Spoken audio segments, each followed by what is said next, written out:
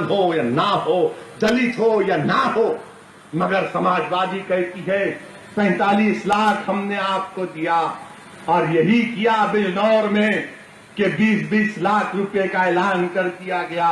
میں سوال آپ سے کر رہا ہوں، میری شکایت سمجھ کر مجھے معاف کر دو میرے بھائی، اگر کسی کے گھر میں کسی نوجوان 16 سال کا بچے کی موت ہو جاتی ہے، ایک نئے داماد کی اگر موت ہو جاتی ہے، اگر ایک بزرگ کا سایہ کسی کے سر سے اٹھ جاتا ہے، اگر کوئی تمہارے گھر پر آ کر کہے گا جہاں پر لاش رکھی ہوئی ہے ایک نئے داماد کی، ایک 16 سالہ بچے کی اور ایک 70 سالہ ضعیف کی، اور کوئی آ کر کہے گا کہ ایک ایک لاش کی قیمت 20 لاکھ روپے ہے، تم لے لو اور خاموش بیٹھ جاؤ، غریب کے دل پر کیا گزرتی ہوگی؟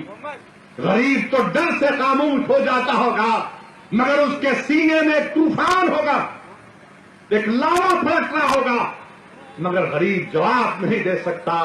میں ان غریبوں کی طرف سے جواب دے رہا ہوں، اسی لیے تو میں بدنام کرتے ہیں مجھے کہ شخص جہاں پر جاتا ہے بھڑکاؤ بھاشن دیتا ہے۔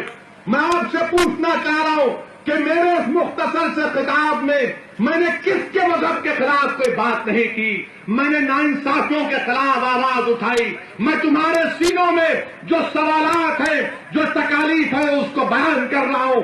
بتاؤ میرے عزیز دوستو، کیا یہ سوالات نہیں اٹھانا پڑے گا؟ کیا یہ ناانصافی کا خاتمہ نہیں کرنا پڑے گا؟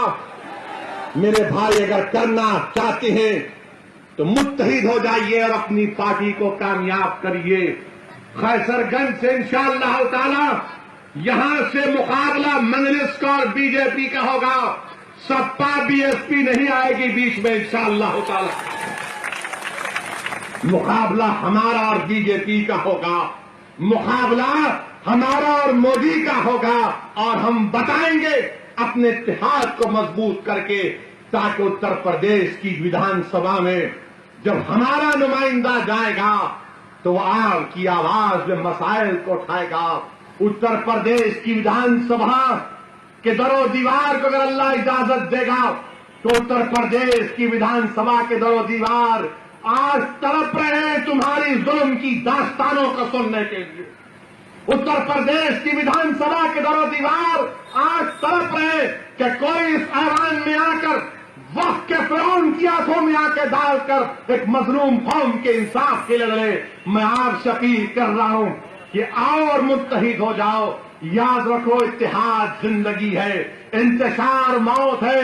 میرے بھائی، ہم نے تھوڑے دن پہلے 1 جنوری کی قربانی دی۔ یہ ہمارے اسلامی کیلنڈر کا آخری مہینہ، ذی الحج کا مہینہ، اور جب نیا سال کا نیا مہینے کا آغاز ہوگا تو ماہ محرم ہوگا۔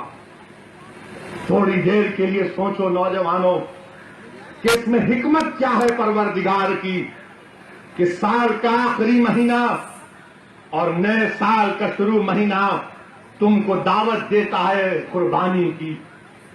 ذی الحج کا مہینہ تم سے کہتا ہے کہ جنور کو ذبح کرو۔ ماہ محرم تم کو دعوت دیتا ہے کہ دیکھو وقت کے یزید کے سامنے نواز رسول نے اپنی گردن کو کٹا دیا اور اپنی قربانی دی۔ نوجوانوں، میں تم سے تمہاری جان کی قربانی کی مانگ نہیں کر رہا ہوں، میں تم سے صرف اتنا کہہ رہا ہوں کہ جتنے نوجوان یہاں پر ہیں میں تم سے التجا کر رہا ہوں میرے بھائی، میں تم سے صرف اس قربانی کی دعوت دے رہا ہوں کہ تم اپنا وقت نکالو، قیصر گنج کے گھر گھر جا کر کہو کہ یہ ہمارے مسائل ہیں، متحد ہو جاؤ۔ میں نوجوانوں تم سے بھیک مانگ رہا ہوں کہ آؤ اپنی جماعت کو مضبوط کرو۔